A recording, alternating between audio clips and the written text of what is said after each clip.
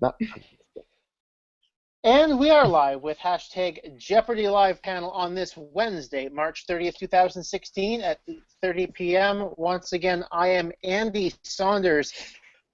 This, of course, Jeopardy Live panel presented by the JeopardyFan.com, Season 2, Episode 29. Interestingly enough, the 99th episode overall, episode number 100, is coming up on Sunday at 7 p.m. Eastern. And if all things go well, we may have some interesting occurrences happen, so that should be fun. Once again, I'm Andy Saunders, your moderator, and let's get started with introducing tonight's panel. First up, I believe this, it was pointed out, this is your 9th time on Jeopardy Live panel. Welcome back, Yes. Aria Gerson. Thanks I've for been joining on us. one in every 11 panels now. Nice. It's visible. Probably because, my guess is probably at this point it's because I'm able to get a hold of you last minute to come on the panel when somebody else cancels. Yes, that's mostly why I get invited. Yeah, we were going to have Steve Bonneman, but as well, but he unfortunately had to cancel last minute. In terms of two contestants from last week's games, first up, Vivek Srikrishnan. Thanks for joining us, Vivek. Hello. And Doug Behrend, who won on Friday, came back on Monday, was not so successful. So we'll talk about your episodes in just a little bit. If you've got any comments for the panel, obviously, you can leave them on the hashtag Jeopardy Live panel. I've got my tablet up and ready to go. Scrolling every so often to see if we've got any tweets. Nothing quite yet. Let's see here. I guess a good spot to start off is Monday the 21st. Mm-hmm. all right. That was, yes, that was Steve's return. Steve had exactly double. Yes. Going into Final Jeopardy. So, my question for you guys and for the people listening in who want to chime in with what you think you would do, if you were Steve, 0 or 1? 1. I think I would bet 1. Yeah, I'm with you on that. I just hate to leave it to the chance of the fastest finger. Yeah. I think if the category had been a total dumpster fire for me, I would have maybe thought about it, just because, I'm going from something close to 0% odds to better than that. But That's true. in general, and I mean, I'm sure that wasn't that terrible of a category for him, so I can't imagine leaving it to a tiebreaker. I'd hate to be the first person to do that when I had the option to not do it. Like, I know, I had trouble, the buzzer or the signaling device or whatever you want to call it was, the hardest part for me, so I wouldn't have wanted to, bring it down to that. Now, maybe if the category had been, something that I'm really terrible at, like potent potables, I might have bet 0, but, otherwise. Yeah, I don't think Steve had a real huge buzzer advantage that game. Do you remember, Vivek? It seemed like it was pretty even. He pulled away a little bit in Double Jeopardy, but I don't know how much of it was the buzzer and how much of it was just him knowing before the others. Right. Because, it was, I guess he had about 1.5 times what Melissa had, and then she missed the daily double right at the end, and that brought her down to exactly half, and created the issue. Yeah, that's right. But I think he might have had a slight edge, but a slight edge is nothing. I mean, I felt like I had a slight edge in my game, and there were plenty of times where all it took was that slight little hesitation, and Sarah was in right there. So I really would never want it to come down to that if it didn't absolutely have to. By the way, I'm also a Team 1, and chiming in on the hashtag J. O'Brien is also bet $1. So seems to be quite a consensus here. Although, to be honest, I would also, I would not personally begrudge somebody who said they would bet 0. It's really, to me, you're comfortable with the tiebreaker. I mean, it's just your personal preference, I think. Yep. You're really dominant on the buzzer, then you might want to bet 0. And again, if the category is there's almost no chance I'm getting this right, then if you bet 0, then there's whatever percentage chance that you win outright, and if you bet, you can't lose it. So if you really, really hate the category, then why not? Yeah. So that was yep, I would say that was a bit quicker than I thought. I thought we might possibly get some disagreement amongst the panel here. Sorry. There were a lot of people, obviously, online who were unaware that the tiebreaker rule was in effect and thought that Steve had made the worst decision of his life. But obviously, you guys were well aware of the fact that no ties and. And I never asked Melissa whether she made that bet. I don't think she did. Made that late daily double bet on purpose. I did. You did ask her. What did she say? I asked her later that night, and she made it sound like it was something that was in her head. I don't know if that's the only factor in it, but she seemed to hint that it was not unintentional. I'll put it that way. Yeah.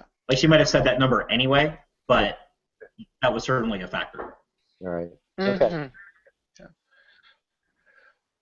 Well, you know what? I would definitely say that was an excellent bet to at least, put her in that position if she was wrong. And in some ways she forces. Sorry, go ahead. That forces Steve's hand, right? Know what at that point. So.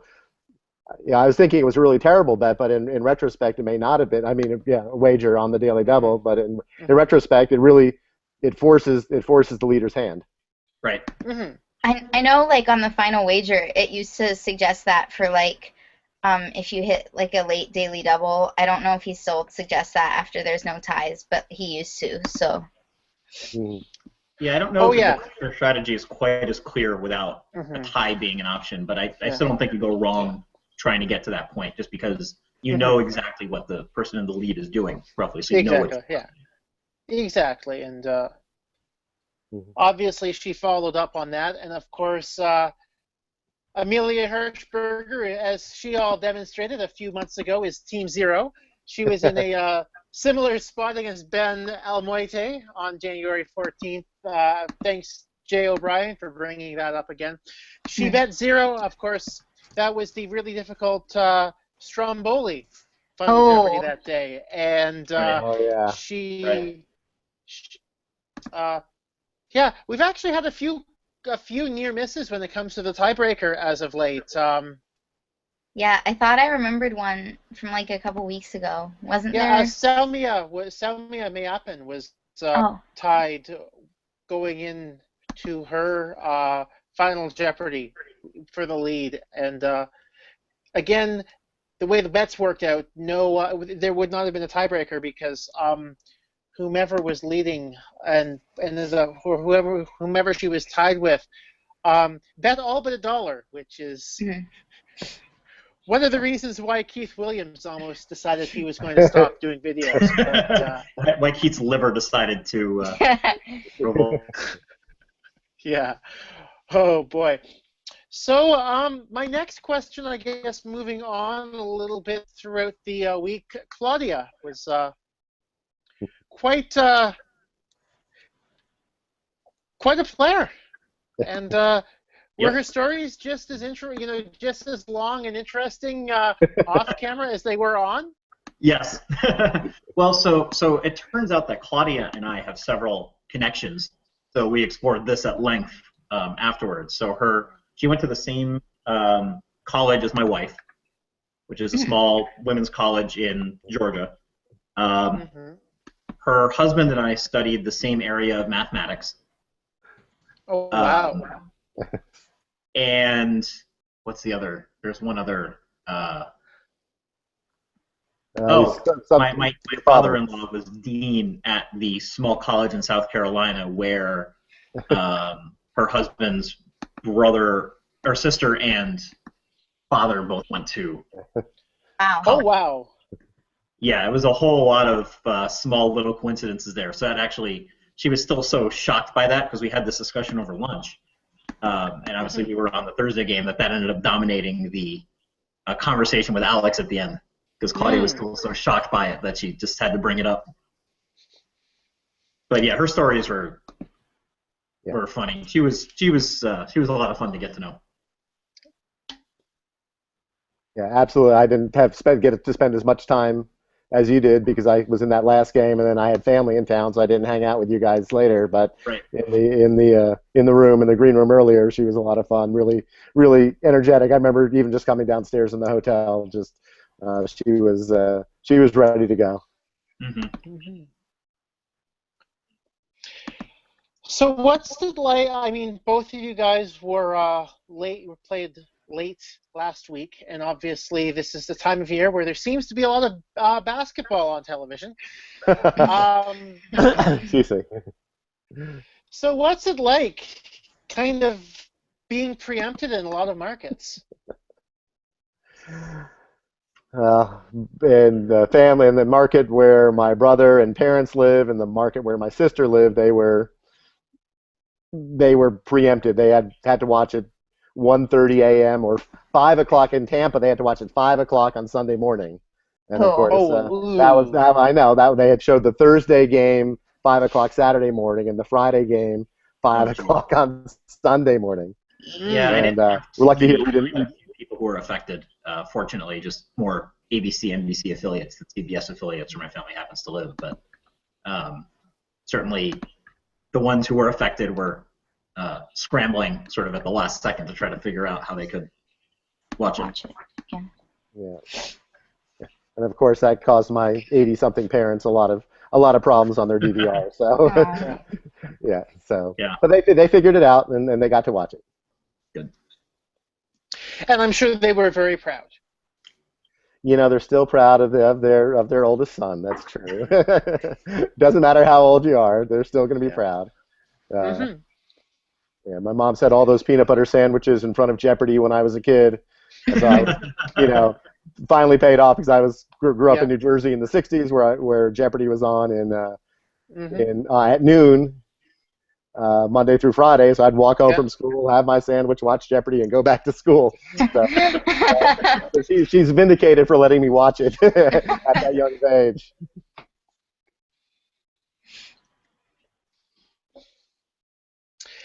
So did Alex kind of talk about what you wanted him to talk about in your various interviews? No. What would you have preferred he talk about? Well, so I didn't mind it. It was obviously one of the things on my card about my research, but in the green room it was, I think, shoved to the bottom because it's sort of hard to talk about. But Alex decided he had some commentary he wanted to make about my particular area of research. So that sort of threw me for a loop for a little bit. There were, not that I can say I had that many particularly interesting stories, but there were a couple of other things. Nothing too, horrendously interesting. Yeah, it seemed like there was a lot of backlash towards Alex for electing to make such a political statement, I guess you could say, on the program. Yeah, it was a little uncomfortable, though. I also got a little bit of commentary from people who were not so thrilled that I wasn't more agitated in my response, I guess is the word, excitable, that kind of thing. And at that point, I just kind of had to say it's not really the time or the place. Yeah. I'm certainly not trying to get out of my head to anything in the middle of the game.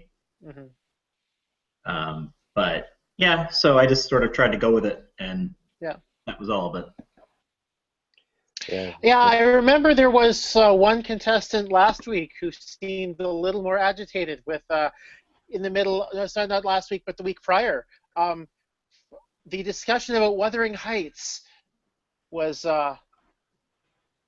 I think when Alex called it not your week, but the week before.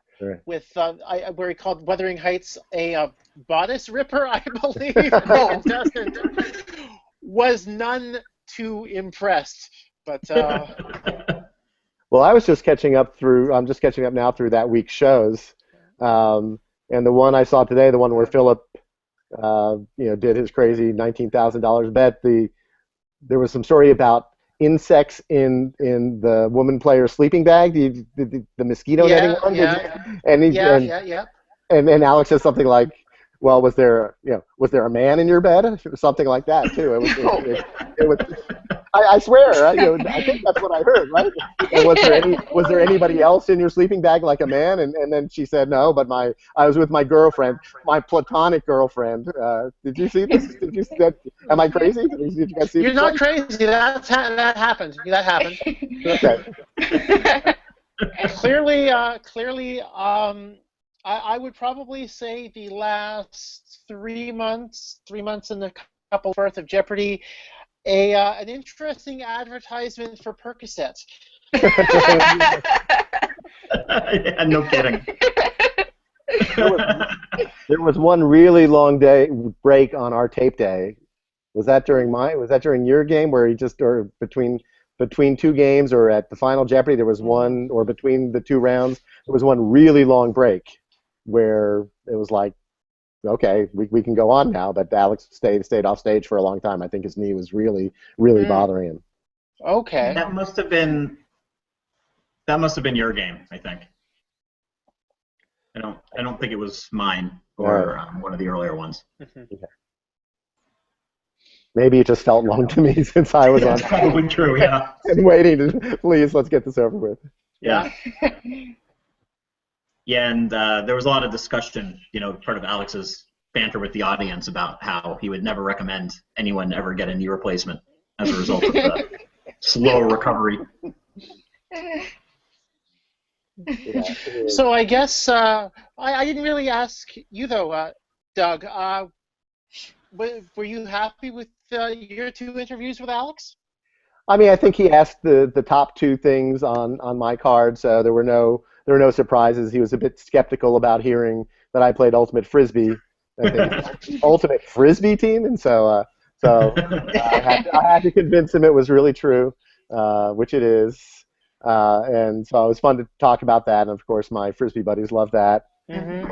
And the crossword puzzles was a good one. So that was it was easy for me to talk about. And of course, my Ultimate playing friends here and around the country were very pleased for the shout out. There's one other former Jeopardy champion. I'm trying to remember her name, who was an Ultimate Frisbee player, a woman out of St. Louis for a long time. I think she lives in Denver now, but she was a 3-time champion, I think, in the early 2000s.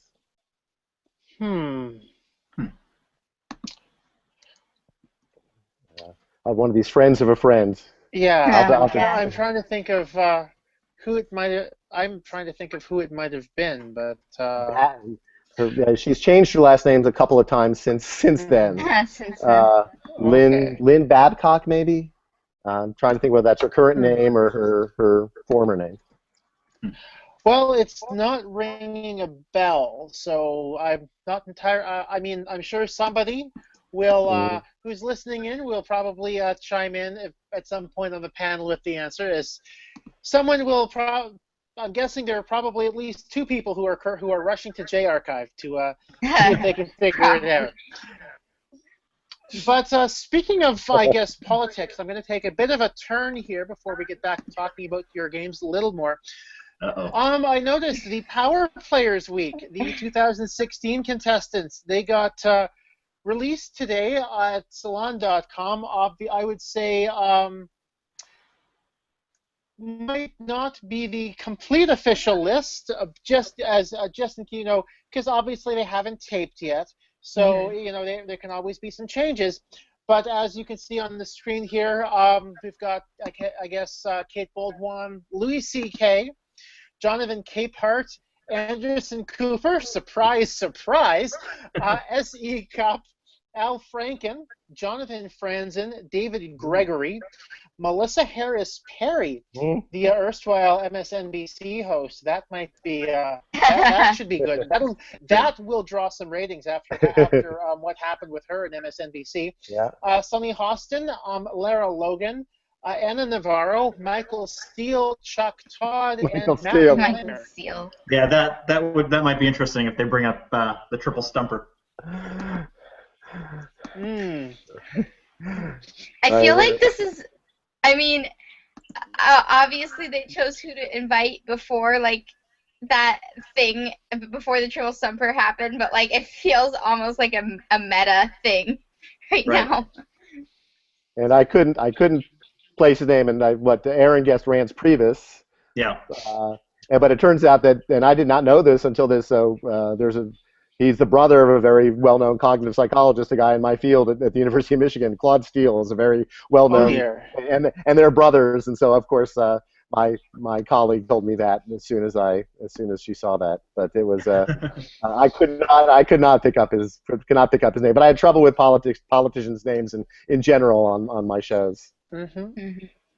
Yeah, I did know that one, but from too many hours of having Morning Joe on just in the background.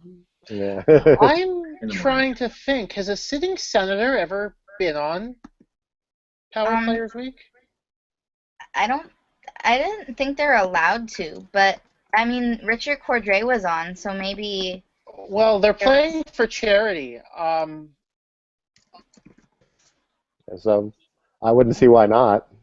Yeah, in principle, there shouldn't be any law against it. Yeah. Well, I know they don't have to. I'm sure. I mean, now that equal time isn't technically a thing, I don't think they have to worry about that. Though it might be interesting. My prediction is that if Al Franken does go through and goes on, the Democrats are obviously not vetting him to be a running mate for anyone in the election in 2016. Right. I know I heard his name mentioned a couple of times. Or if he does drop out, I might say, do you think they're thinking about having him be a running mate? But it could be the best vice president ever. I will say I just searched the J archive for senator, and I didn't see anyone that seemed to be a current senator at the time. Interesting. So I don't think so, but I guess it could be someone that's not in the archive or, Well, I'm pretty sure most of the Power Players games are in there. I mean, obviously they only tape those when they go to Washington D.C. because it's easier for the saves people from having to fly across the country to be on Jeopardy. That's for sure. Yeah. Obviously, I would say the Anderson Cooper, not a surprise at all if he's going to be on. How many times has he been on, though? It feels like he's on, every year.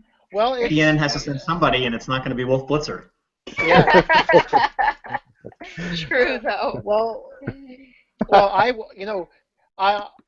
always take it, as a kind of one of those things I generally take for granted here on Jeopardy Live panel is that Anderson Cooper is the odds-on favorite to become Alex Trebek's replacement when Alex chooses to retire. So I read that somewhere too. I forget where I saw that. I thought that got debunked, though. I thought I read that, but then someone said that wasn't true, so I don't know.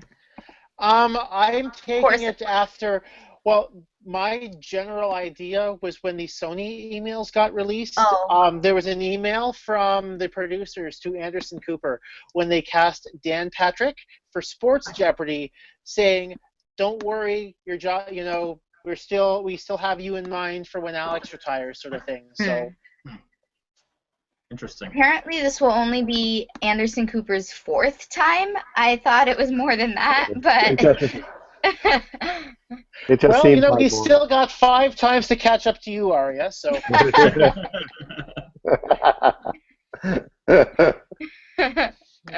But. Nice one. So, I guess, how do you guys think Louis C.K. will do? Comedians seem to usually do pretty well. So which is again why Franken seems like he could be an interesting guy if he ends up staying in it. Both of those, but I certainly can see several names that I would expect to do worse than Louis C.K. Yeah. Yeah. I'm trying to think. Let's look at this list quickly again. What do you think the special Matt Weiner category will be? What do you think? Do you think they'll actually call it Mad Men, or will they? Yeah, I think they would. Yeah. They have to. Yeah. Because, that's a pretty good category name, anyway. Yeah. Unless they want to throw it Probably back going to be. Go Sopranos. Probably going to. Yeah. Oh, yeah, that would be fun. Yes, give them a Sopranos category. Yes. All opera videos. Especially the opera, yeah, that's what I was going to say. Famous Sopranos. Yeah. I would love to see the power players get opera.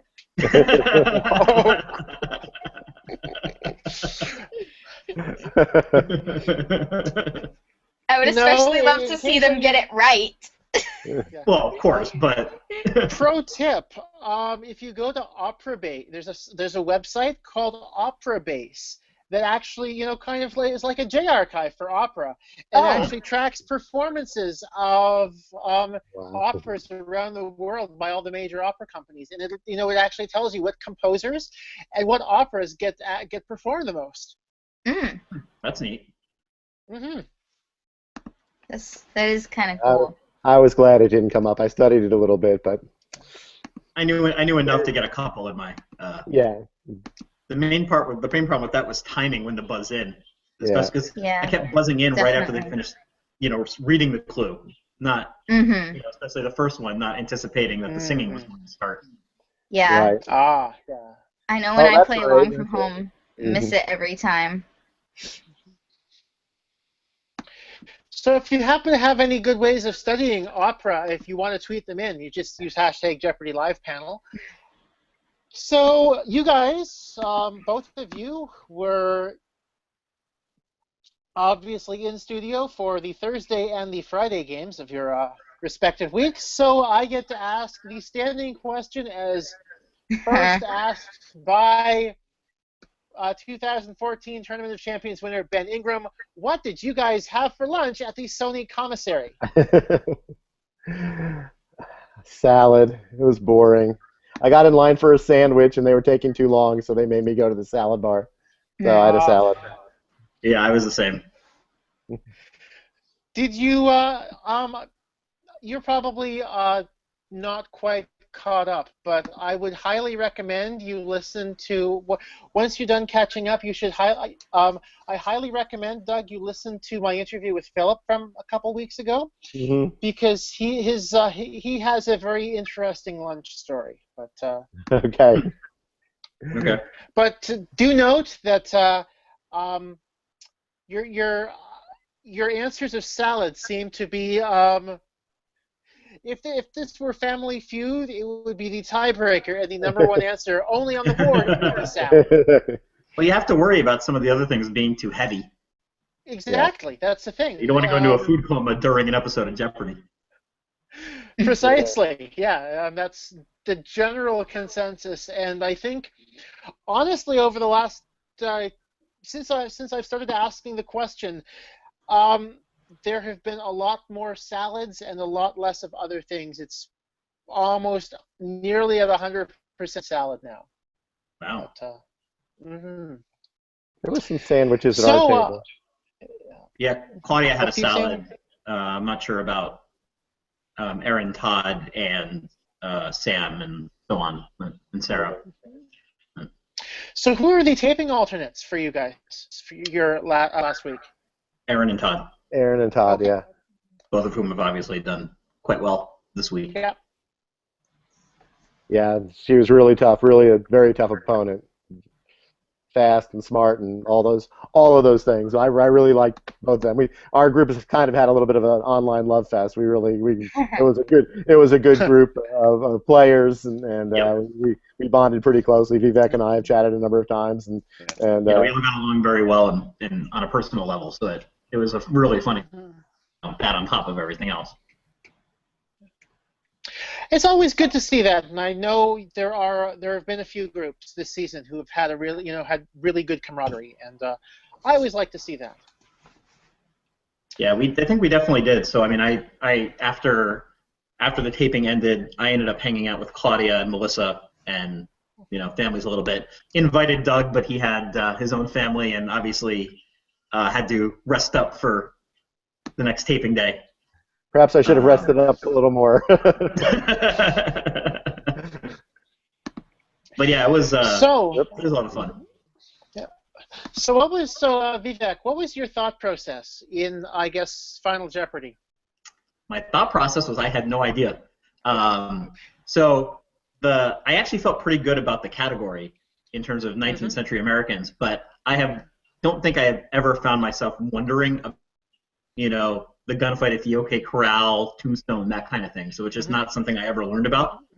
I think I would have had a fighting chance if they had picked literally any other part of 19th century America. I mean, that would be really, but that was just, they happened to hit the one area that I really, I think I could name Wyatt Earp, and that's about it of all the characters from that episode. So, the clue was pretty clear if you knew, enough about him, but I just didn't. So it just, I just picked a 19th century doctor that I could think of and went with it. Yeah, I didn't know that one either. I'd forgotten. I didn't get that one.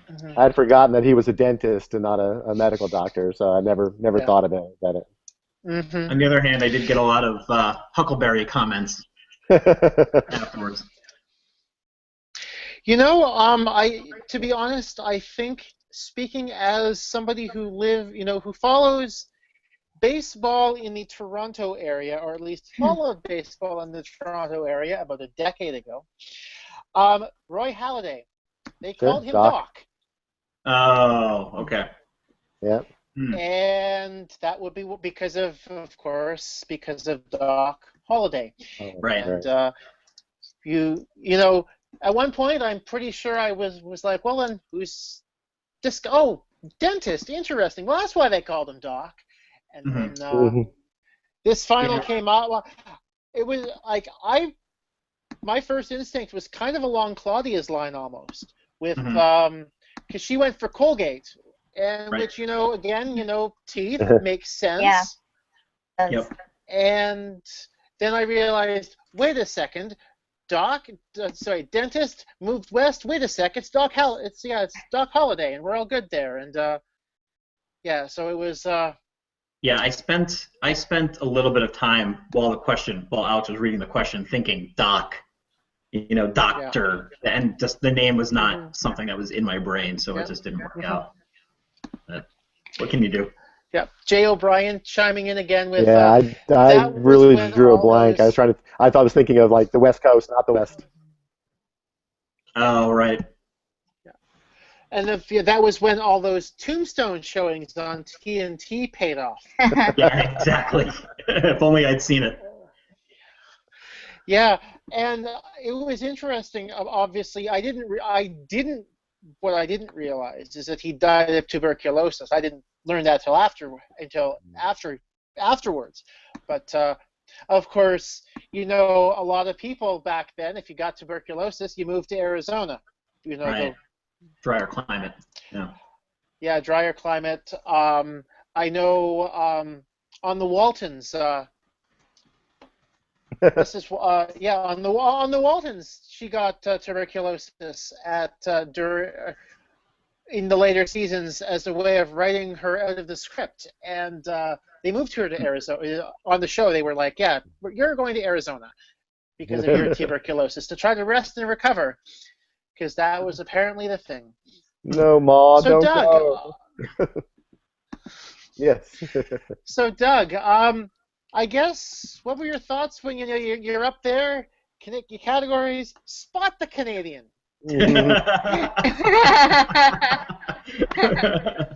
Well, it was there could have been worse categories. I mean, we left a couple of those blank, but there were two. Obviously, I knew Neil Young, and then again having lived in Minneapolis when Dinos Tisserelli came into the league, that was with the North Stars. That was one of those ones that I knew, and I knew that probably my other two opponents would not know. So that was it. But then we should have gotten Kim Campbell. One of us should have gotten that one. But I figured it was Alex meddling again or something like that. Alex seemed offended that. Yeah, we didn't get it. Alex has seemed really offended at a lot of things yesterday. Spoiler alert on tonight's episode. Yeah, I just saw it. You didn't know that game was kind of a little off the deep end tonight. And I mean, have some chill here, Alex. These are, you've got 3 nervous contestants up there. We don't need you needling them over, every time they happen to not ring in. Right. But, again, Percocet. Yeah. Yep. Probably he's thinking, well, I knew that on my Percocets. How do you not know that? But, they should replace those Aleve commercials. Yes. How do you? A great new sponsor idea. It's got legs, Aria, I think.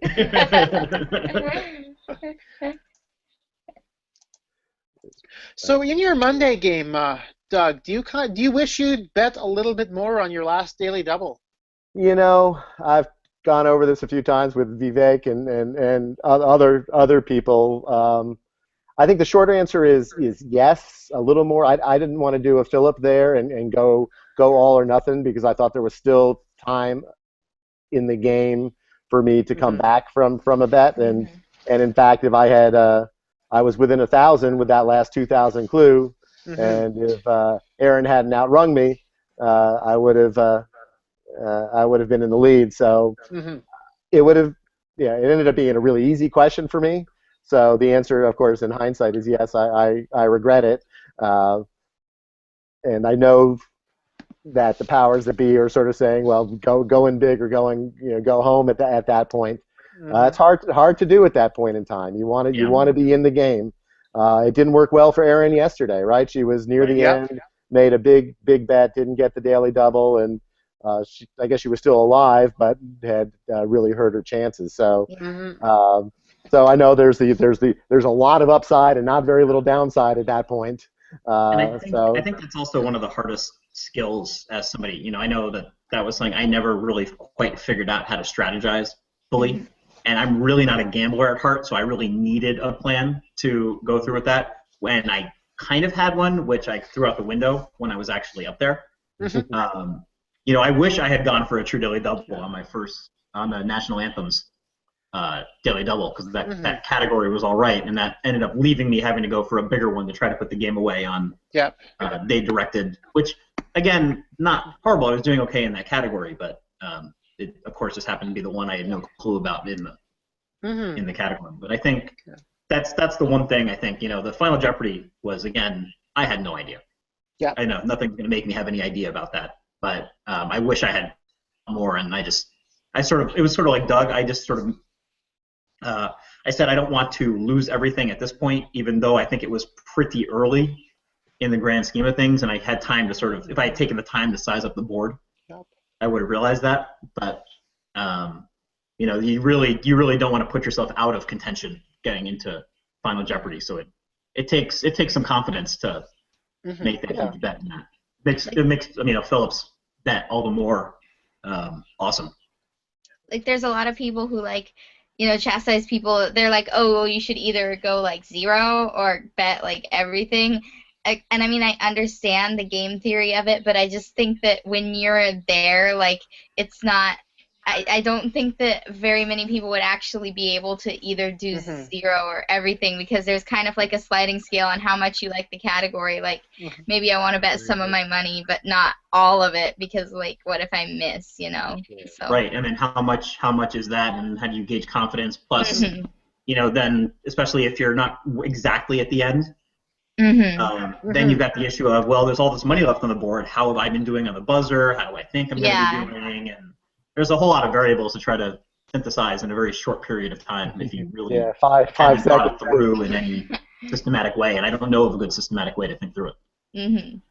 Yeah, I played a fair amount of online poker when it was easier and more legal to do it here, and it was really hard to learn how to go all in, even though you knew that it was a huge risk, but there was only positive payoff, and it wasn't until I did it 20, 30, 40, 100 times, that I felt actually comfortable doing it, and that was I guess that was my 5th daily double. I was pretty good at hitting the daily doubles, but not at that point in the game in that situation. But right. It would have been.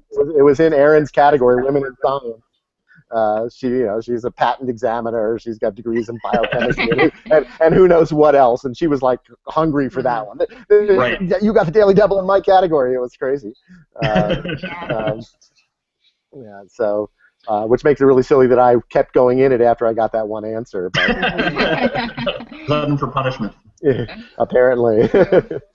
Well, I think you've got to go in with the thought that you're probably going to see all of the clues, and so I mean, if by that respect, if you're going to see them all anyway, you might as well pick them. So. Right. That's true. Yeah, absolutely. With the daily you might just think that if you moved off that category a little bit,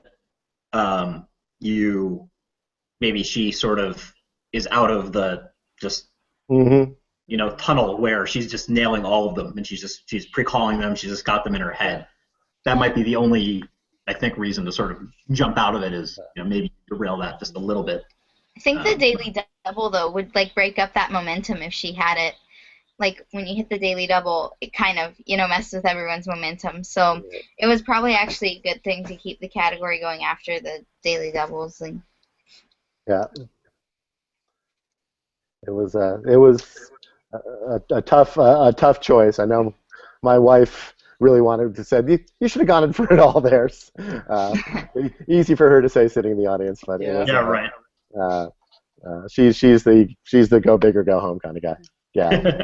Gal. Not Platonic. So any plans for the for your respective winnings?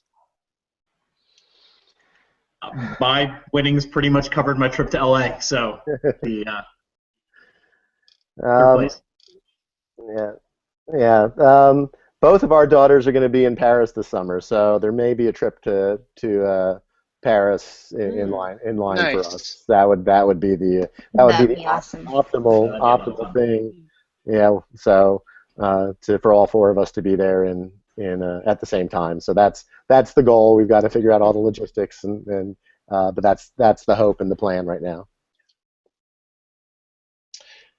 Okay. Oh yes, one other thing I was going to mention before I go much further. Obviously, if you've been following the last few Jeopardy Live panels, you'll know that we, as part of Learned League this past season, Learned League 68, we ran a private bundle for some Jeopardy Live panel regulars, and of course, with the season ending. I guess it's time to share the final standings from that. Let's see, let's get this up. Okay, so as you know, Pat Cavanaugh jumped out to a rather sizable lead, but over the last 10 days, she was reeled in, and the champion, as you can see here by the standings, congratulations to Tom Kelso, who was probably the favorite going in. Pat Cavanaugh second, Keith Williams taking 3rd place.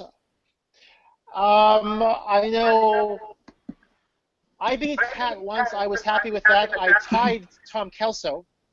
Nice. So congratulations to Tom for his victory there. Yeah. Looks like we'll be seriously, good job. We'll be doing this again, very likely for the next season of Learned League. Yeah, I'll join if I ever get the money to pay for a Premier membership. You have to go back on another game show sometime.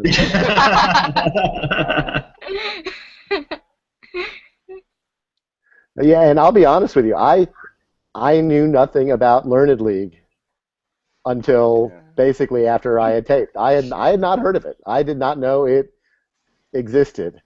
So all these are my people. It's kind of crazy that yeah, right. I was Jeopardy, and bar trivia, and and being a general smartass, and it's fine. I finally found this thing. I had no idea it existed, so I'm going to sign up. I'm going to play it next league. Yeah, I'm very excited. Awesome. Yeah, I will say that there are a lot of people who,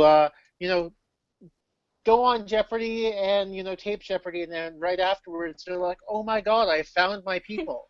Yeah, for sure. Yeah, definitely. 100%.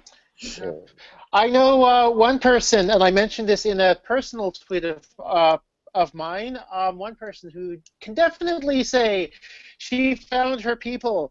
Her first episode aired 52 weeks ago tonight, so if you were watching Daytime Jeopardy, you would have seen her debut, Carrie Green.